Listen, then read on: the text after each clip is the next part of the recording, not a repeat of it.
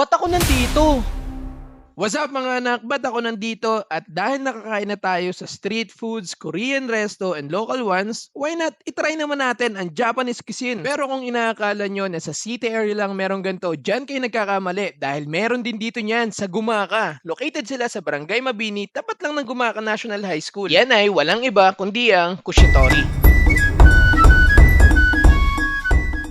Authentic Japanese restaurant sila pero they also offer Korean and Philippine cuisine. Para ka talagang nasa Japan pagpasok pa lang ng resto. Yung ambience, color, and figurines na naka-display, dadalhin ka talaga sa Japan feels. Kaya tara, pasok na tayo!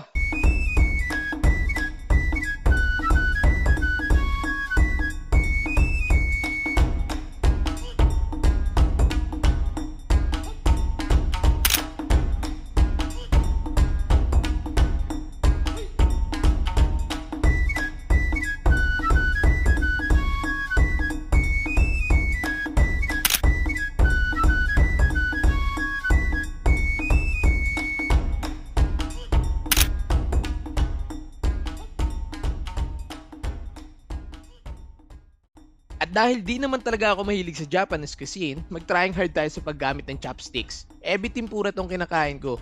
Sushi siya with rice, cucumber, and shrimp. Kasi timpura nga eh. Wrap with nori and with their special sauce.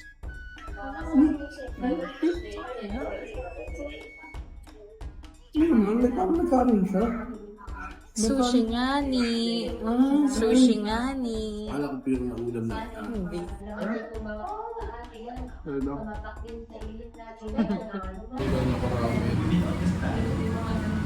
Dami, guys.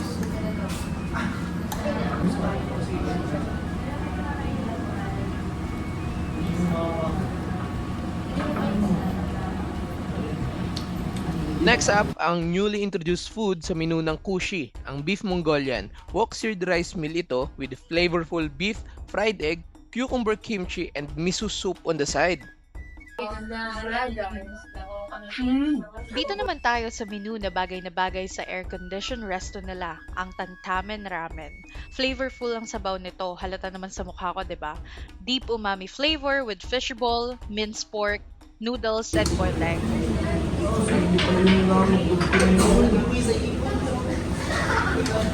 Best spot din to pag magde-date kayo kasi hindi ganun ka-crowded kaya masusulit nyo talaga ang baby time.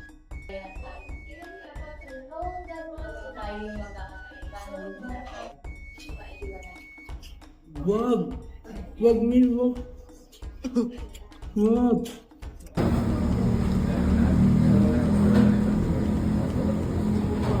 Last bite.